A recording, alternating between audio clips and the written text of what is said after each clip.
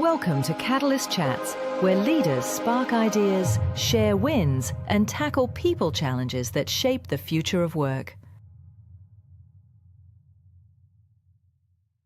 Hi, everybody. Welcome to Catalyst Chats. I'm Lindsay Hammer, and today I have the opportunity to speak with Nick Hyder. Nick is Executive Vice President at RAC Financial, founder of Processing First, and host of the Hitstreak. Nick, thanks so much for joining us today. I'd love it if you could share your background with the audience.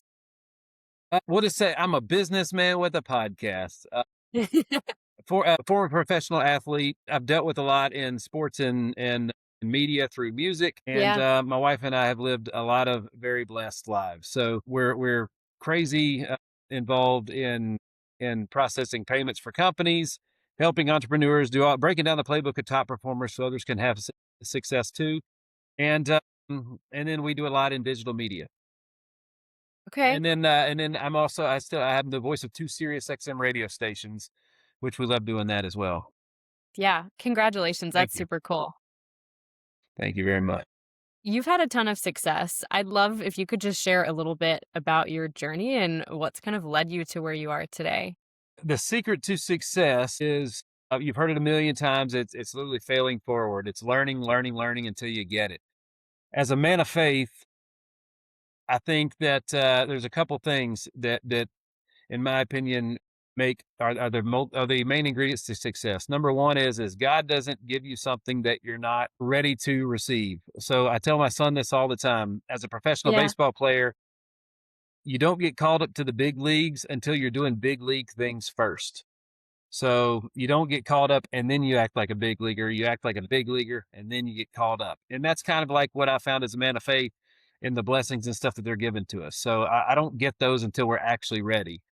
The other thing is I think God hides the beginning of something and the end of something else. So if you quit and you don't finish, you don't get that gift. The problem is a lot of people quit things and they mistakenly think they finished it, right? So I didn't quit baseball. I was done. And I've never looked back and said, I wish I had another day or I wish I could do it again. I was done with it when I was done. That's really interesting. I'm a big believer that everything happens for a reason, even if we don't know what that reason is. So I really like that perspective.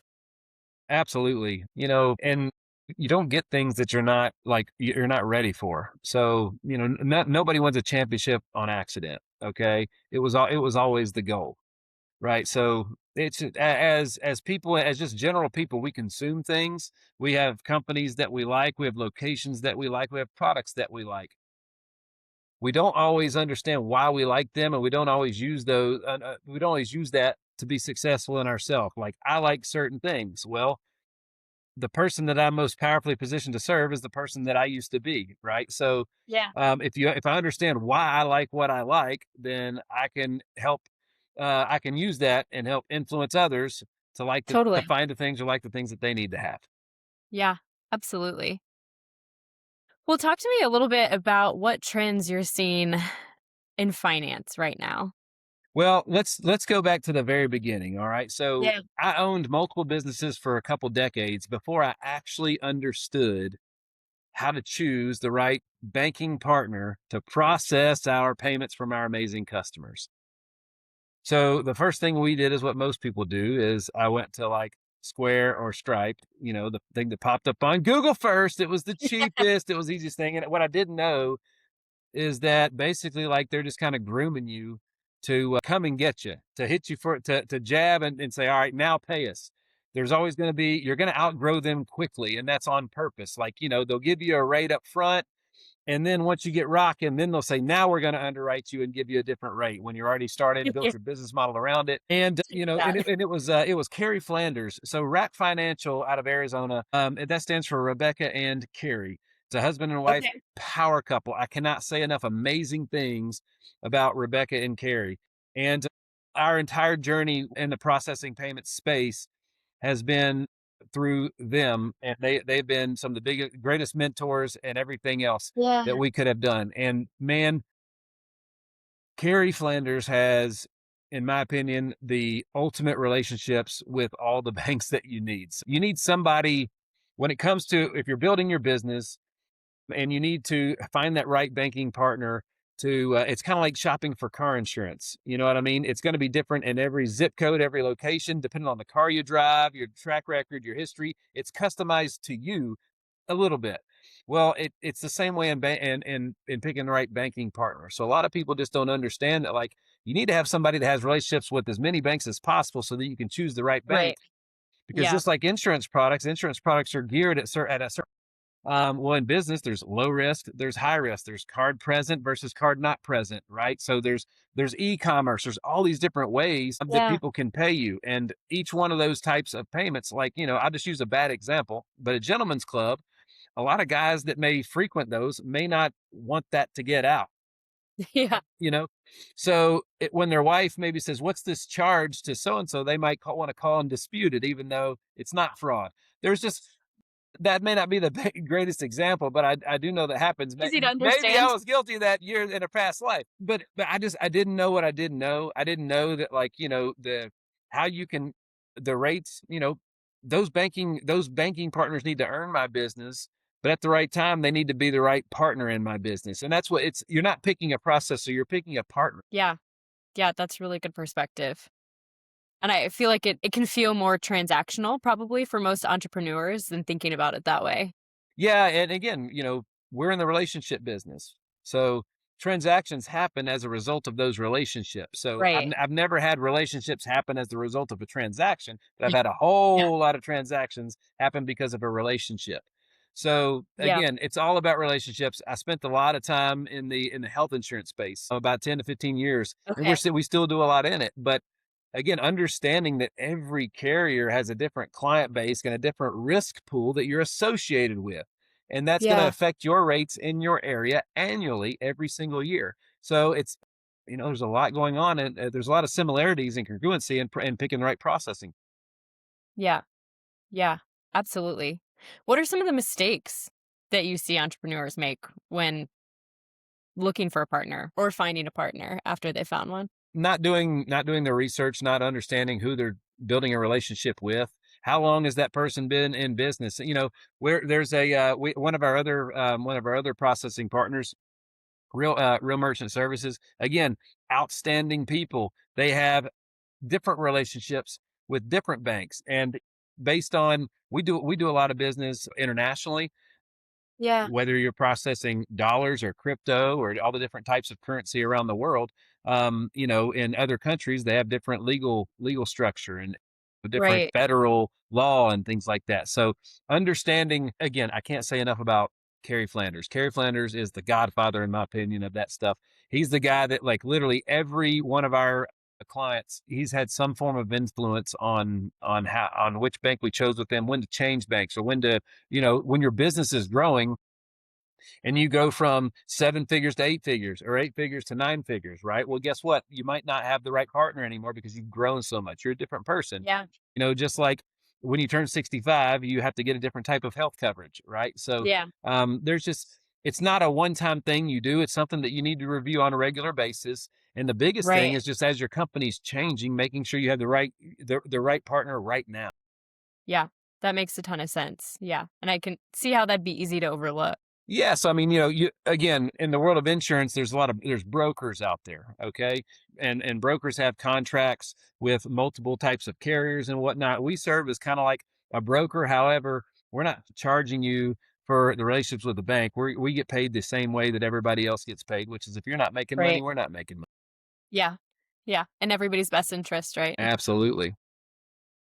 Well, what are some of the challenges that you've had to overcome as a founder? Business owners, when you start a business, there's a lot that, like, you're treading water barely most of the time, depending on how you're funded. You're fighting for marketing, you're fighting for attention in your space, or you're fighting for revenue, you're fighting for all these things. And, a lot of times there's not a lot left after the fight to deal with Yeah. something like this. And that's kind of where we come in. We come in, and we're the boots on the ground. We're the ones that'll go out and fight for you, help you understand, like, it's a language that, there needs to be like a Rosetta Stone for this. Yeah. Yeah, I mean, it's understanding financial literacy. It's understanding all different types of it. It's understanding the transactions and the relationships with Visa and the MasterCards and the American Expresses and the banks. And, somebody's got to insure all that stuff when all this money's going back and forth. Understanding who a Venmo is, or a Yeah. Cash App in the world that we live in today, and so on and so forth. Understanding how to set up your account. Some of the mistakes people make is they'll go with a banking partner based on how much free equipment they gave them. Yeah. So again, and that is a very important piece, but I'm more Yeah. concerned with what happens to all the revenue from Right. that equipment is helping track. Not just, can you give me free equipment? I'm not going to pick the right partner based on just what you'll give me. I want to pick the right partner based on how we're going to handle all the conversions with the clients and the relationships with the clients, and make sure that it's as seamless and as smooth as possible. Yeah. Well, it sounds like you've got a good groundwork for a training that we all need. I mean, you don't know. Like, it's crazy that we've had to rescue businesses where processors were sitting because of, it's almost like if you've got a bad credit score, then your Yeah. terms on borrowing money aren't as good as if you had a good credit score. Well, it's kind of the same way in processing too. There's some banks will want to keep a certain amount of money in reserve. That's your money that they're sitting on, and they won't give you. And right, and sometimes rightfully so, but not always. And a lot of times, just because one bank wants to hold your money, another bank may not. So Yeah. it's understanding all those things. And as a business owner, you need to focus on the business, and you need to have the right Right. partners to help focus on all those other things. Yeah. Totally get you out of the weeds. Absolutely. You'll have marketing partners, you'll have financial partners, you have accountants, you have all these people. Well, you need somebody, in my opinion, you need somebody like us to help you with the processing portion. Yeah. How do you see AI impacting your businesses? It's already impacting it. All right. So we Yeah. were, when it first became a thing, AI is going to take everybody's jobs. No, Yeah. everybody that can program AI is going to be the ones taking the jobs, right? So AI will only do what you tell it to do. AI, Totally. and it's only going to scrape information from the sources you gave it access to. The internet is growing every single day. The last time I checked, it's getting larger and larger. Yeah. And it can scrape it in a hurry. But again, like, if your SEO is not good, then it's probably not going to be able to find as much on you as it could for other people and whatnot. So again, like, I have a 16-year-old son. I want him to be able to operate and prompt and control AI. I want him to understand that language and be able to speak it, Totally. because it's a great resource. It doesn't If you use it for a shortcut, the easy way out. It's usually not the best way, but if you use it as a tool to take somebody's human talent and scale it and collapse time, it can be extremely powerful. Yeah. Yeah, absolutely. I can imagine the conversations teaching him the precautions of using Absolutely. AI correctly. And just like anything else, if something is $19.99 a month and my 16-year-old can operate it, why would I expect it to change my 7 or 8 figure business that much? Yeah. Because my son, 16-year-old, might not have a lot of influence or impact on that business. So why could something that anybody can spend 19 or 20, that's all it takes to change your life, is $20. When has that ever happened? So Not very frequently. yeah, understanding, now you might pay somebody $250,000 to operate that $30 subscription. Now it may make an impact. But again, if if you don't have a lot of experience in something, AI is not going to replace that experience. It can get you information quicker. It can get you some perspective faster. But again, if you don't, like, if I wanted AI to tell me how to build a home, well, if I've never built a home before, I'm not going to know if it told me right or not. Totally. You know what I Yeah, mean? there's an analogy, I came across that I like about, you think of AI, you want it to be this intern that gets better with every, like, piece of feedback or information you give it, but it's actually just a completely literal student, and they're only gonna execute on the knowledge that they have. So I like that way of thinking about it. That's exactly right. We humanize everything. So, like, even Yeah, our CRM has a name, all right, a human name. So because again, CRM is it's a form of AI. It's artificial intelligence. You can program it totally. to do things. Again, our CRM replaced, let's just say it replaced or took the spot of a human, which is why we gave it a human name. Same thing with just any other type of AI. We're in the process of um, putting in a new AI powered tool to Okay. help structure our creative agency, our digital content agency and studio Okay, agency. cool. Right? It's expensive, 25, 50 grand. Yeah. Well, if I was paying a person to do that, what would that person be worth? So it's totally, you have to think about it that way versus it's not a $25,000 Absolutely. tool.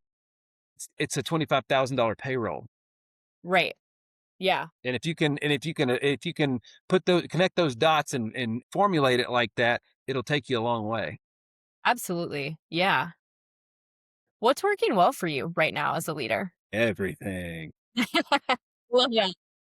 No, it's everything is a challenge. Growth is a choice. So we're Yeah. always bleeding somewhere or losing somewhere or anything else. But there's a line that Coach Michael Burt said a few years ago that just always kind of stuck with me. So you're never going to be, nobody's undefeated except for Mother Nature and Jesus. The last time I checked, right? So we're gonna go through those things now. If we can learn the quickest from those headaches or mistakes and fix them quickly, we can win. We can be at the top of our game. But the things that are doing the best, where we're winning the most right now is in the form of digital content Okay. in digital media and digital space, and that's how we're reaching the most people to help them with their payment processing. We're Yeah. letting them know that we are here. Here's some education. Right.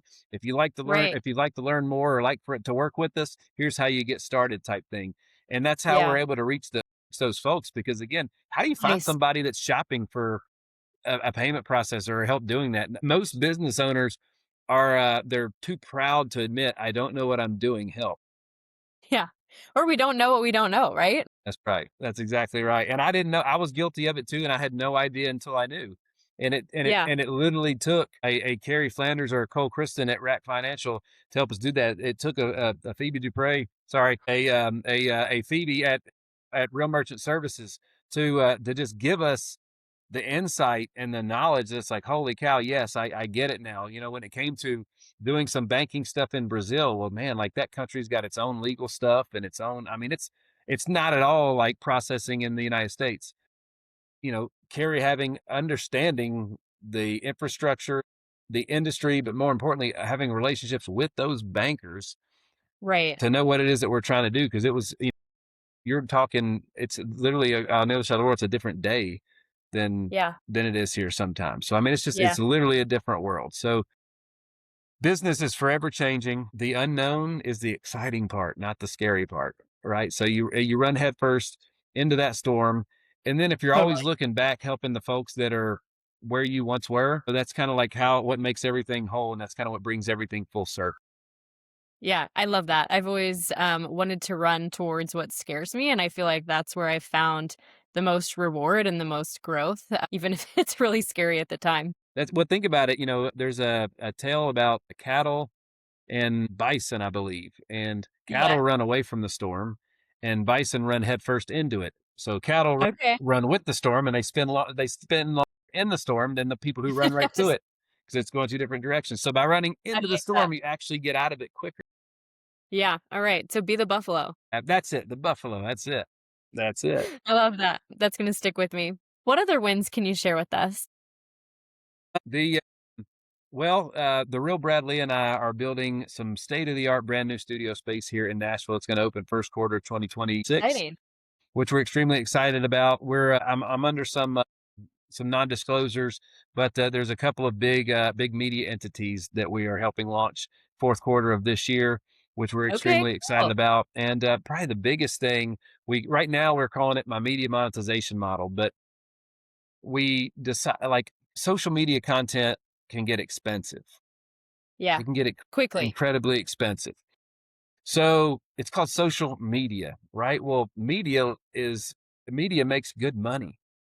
Yeah. Media is some of the richest companies on earth. They have the most influence and everything else. So it's called social media. So how does all forms of media monetize? What do they have in common?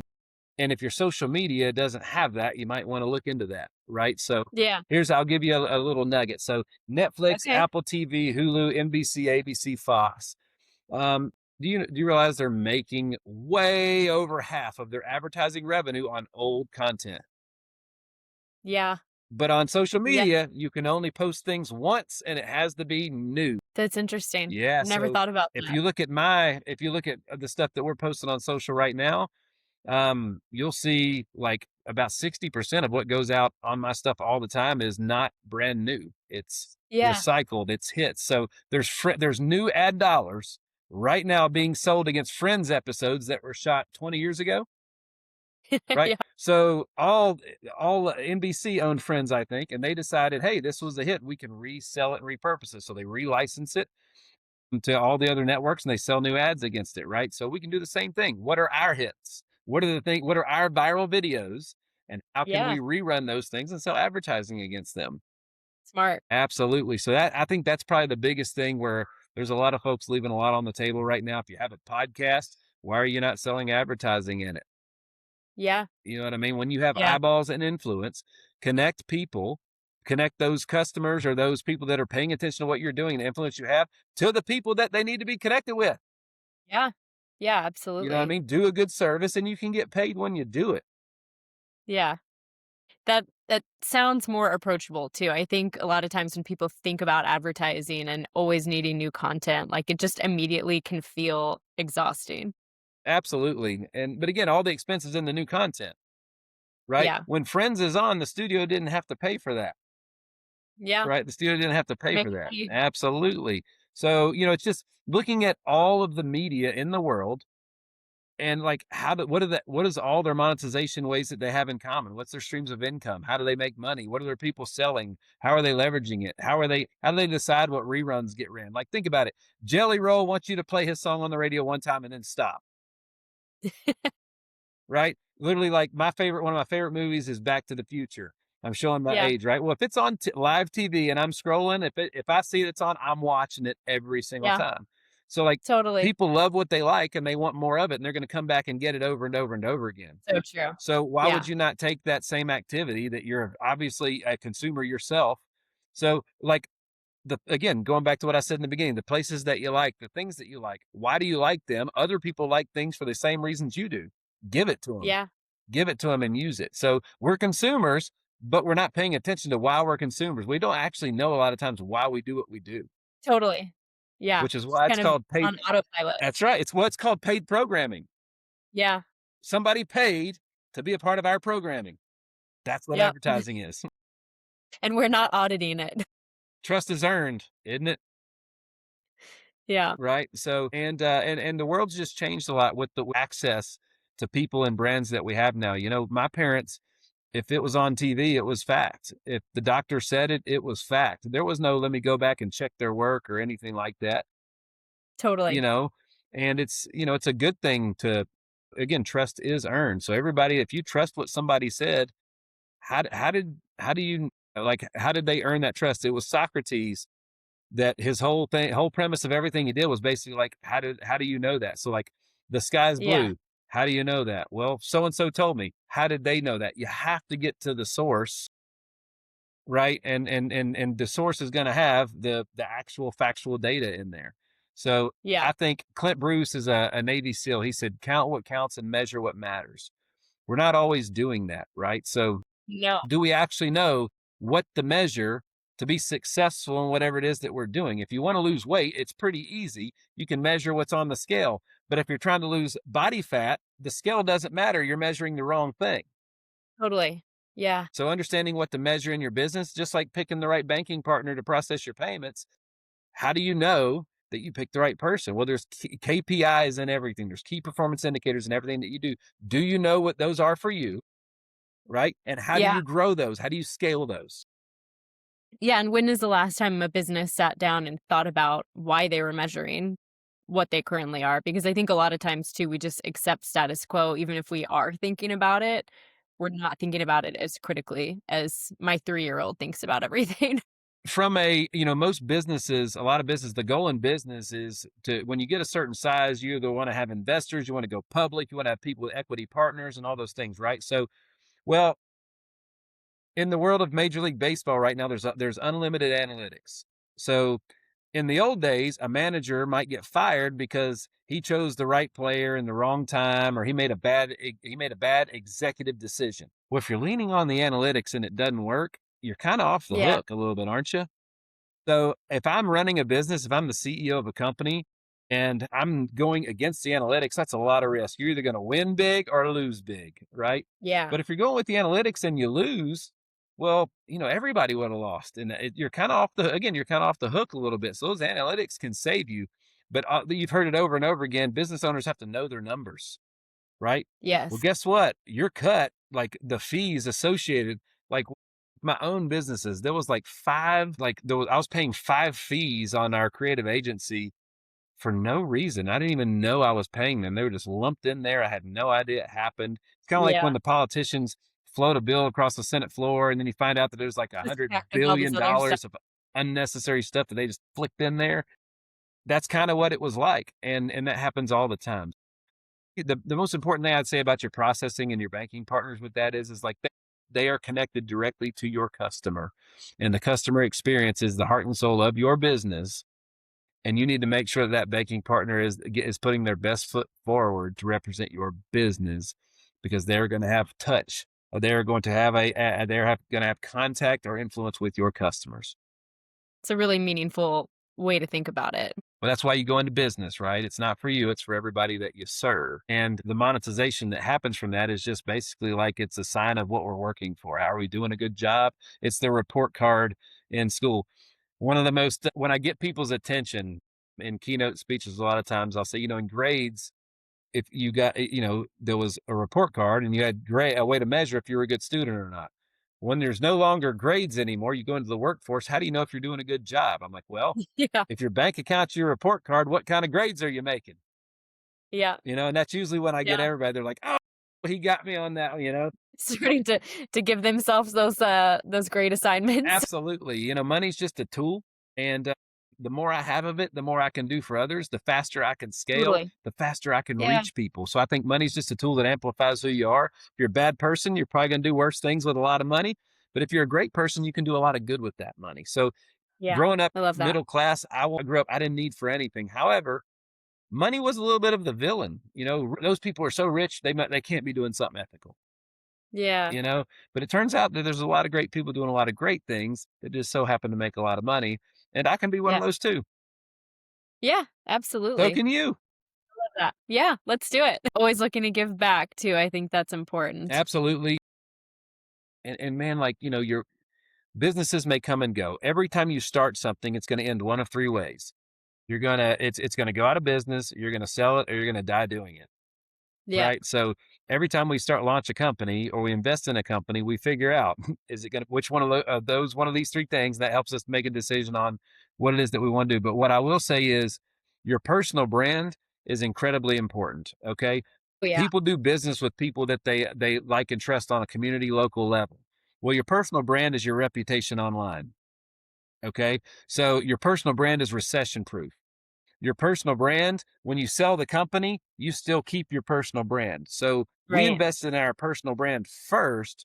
Our personal brand launches those companies. So then when I sell the company or I exit the company, I'm not starting back over from scratch because I sold all of everything that, all the digital assets and everything else that came along with it. So my buddy Totally. Brad Lee, he says it all the time. He said, it took me 8 years to build my first 8-figure company. And now because of my personal brand, I can launch 8 a year.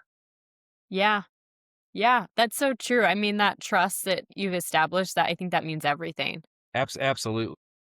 What you're known for is what you're known for. And your reputation is incredibly important, but your local in-person reputation only reaches so many people.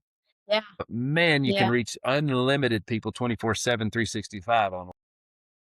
Yeah. It's getting easier and easier, isn't it? Absolutely. Well, I Absolutely. don't know. It's getting crowded too, but I think that's what makes it easier to sell. When you're selling something nobody's ever seen before, it's hard. yeah. But when you're selling Yeah. something everybody knows about and you're the best, it's extremely easy. It's only hard for the people that aren't doing that well with it. True. Yeah. Right. So I love the saturation. I love the saturation of it. So the more podcasts there are, in my opinion, the easier it is to have a big podcast. Yeah. Yeah. I think that's really good perspective. Absolutely. Well, any advice that you would leave for other leaders or for the audience in general? Take what you need, but take less than you give. That's number one. There's literally on my desk right here, Matthew 4:19. Follow me, and I will make you fishers of men. Yeah. A lot of times people want to hand out. I want to hand up. Yeah. Okay. So I don't want you to give it to me. I want you to teach me how to do it so I can take it and run and scale. And then like, do not, and like, understand like truly figure out what you're worth. Okay. Yeah. Don't settle for something that is below you because you'll never be happy. And if you believe you're worth it, you got to go out there and fight for it. And you got to prove it. You Yeah. got to prove it. Absolutely. So I'll kind of leave you with this. My wife and I were having a conversation the other night. I would say that one of my greatest, well, one of the things that I like the least about myself is my patience. I like to do things. I like to go all in and I like for them to be incredibly successful and fast. Well, fast is a reference. Okay. Heavy is a reference. What's heavy to you might not be heavy to me or vice versa. And if it's heavy to me now, well, give me something heavier, and now that will no longer be heavy anymore, right? Yeah. So, and I learned so much from my kids. I think God's greatest gift besides Jesus is a child. And every time my son Yeah. does something ridiculous, it's like I'm looking in a mirror, man. It's crazy. It's crazy. So my wife said this the other night. We were looking back at where we were exactly 5 years ago this month, as we're sitting Yeah. today, and we weren't doing any of the things that we're doing right now in just 5 years. We've totally reinvented ourselves and scaled into 5 different verticals. Wow. That's Our awesome. portfolio has absolutely exploded. 5 years ago, we had just bought our very first home and now we own multiple. Okay. Yeah. That's huge. 5 years. Absolutely. 5 years can change your life. Now, it felt like 50 Yeah. in it. I bet. I believe that. And it was incredible. It was incredibly hard. There was some crazy difficult times. There was a couple of lawsuits. There was things that were totally out of our control Yeah. that made things difficult and hard. But what I'll tell you is, like, we're going through a big construction lawsuit. Well, it turns out that it's been a great gift because in spite of all the loss and the headache and heartache, Yeah. the lawyer that I didn't know I needed in other things, I found through that lawsuit. So, like, Yeah. again, if I'd have quit, I wouldn't have got that gift. You have to run through those Yeah. things and all the things that like the lessons that lie on the other side of that storm. That's Totally. everything. And just so few people are willing to take those hits and keep on getting punched and keep on getting up and keep on moving forward. And at the end of the day, again, nobody's undefeated, man. Nobody's undefeated. Yes, there's people that can take shortcuts and do it the easy way or get things handed to them. They're not going where we want to go. Right. Yeah. So I feel like it always catches up in the end. it 100% always does. And in 2024, I had 0 affiliate or NIL partnerships, collaboration Yeah. partnerships. And in 2025, 1 year difference. So far this year, we've contracted $1.4 million worth of, Wow. yes, That's just of awesome. what we're doing. And Congrats. that's how quick it can change. Right. And by the way, that 1.4 million has got to be processed by somebody. Right. So, like, again, Yeah. everything, you have to surround yourself It's by the true. best, Yeah. and everybody matters. And folks, if like seriously, if my 16-year-old can go online and if he can register something, if he can go on and set something up for a 20-year-old that don't know anything, if you're processing with the same person that a 20-year-old does that does 50 grand a year and that's their business, like, what are you doing, man? Like, you Yeah. are who you hang around, right? Yeah. Proximity is everything. So I It's want to so be true. banking with the same banks that all my mentors and all my heroes are banking with, Yeah. right? Yeah. I want to spend what they're spending on marketing. I'm trying to figure out ways, new and creative ways, to spend more on marketing because marketing brings back revenue. So I want to Yeah. spend more because if I spend more, I'm going to make more. So it's Totally. on your perspective and how you look at it, right? So again, the $25 or $50,000 tool that we're investing in for our agency, well, it's not a $25 to $50,000 tool. It's a person. It's a Yes. person, and that person would do that. The catch is that person, the person that we're building, doesn't sleep, doesn't get sick, doesn't take vacations. Pretty cheap in comparison. Absolutely. Payroll these days, you're not going to get a very qualified or skilled person full time in an executive role for $50,000. No way. But you can Not even. but you can build a Yeah. machine that can, absolutely. And so again, I'm not looking to replace a human with that. That's a role that I didn't need 6 months or a year ago that now that I do, that now and that machine will not only support the humans we already have, but the humans can support that machine. So it's not a shortcut, it's a better option. Yeah. It's an efficiency. Totally. That's it. Cool. Well, thank you so much for sharing, Nick. I really appreciate your insights and your energy and have really enjoyed speaking with you. Absolutely. Well, you got you guys, the world is an amazing place, and there's a lot of scarcity mentality out there going on right now, and it's actually an abundant world that we live in. My buddy Brad says it best. He says, you know, um, the more hands you shake, the more money you make. The ultimate currency is relationships. But more Yeah. importantly, he asked me one time, he said, money's abundant. I was like, yeah. So how so? He goes, it's everywhere. You're surrounded by it. It's literally in everybody's pockets. Yeah. You just have to show them a good or a service that they will trade for it. I love that. Yeah. Yeah. I always say that the universe is not on a budget. No. And God, that last time I checked, God doesn't check your budget when he's working with you on your dreams. You know what I mean? Yeah, absolutely. But again, we're all here. We're all one of one. We're all unique. And Brooke Thomas says it best. She says she defines the word impact as when you take your God-given uniqueness and you apply it to the marketplace. Yeah. That's when you make an Yeah. impact. Great. Yeah. Well, looking forward to seeing more of the impact that you're going to be making. Likewise. Thank you for listening to Catalyst Chats. Like, share, and don't forget to follow.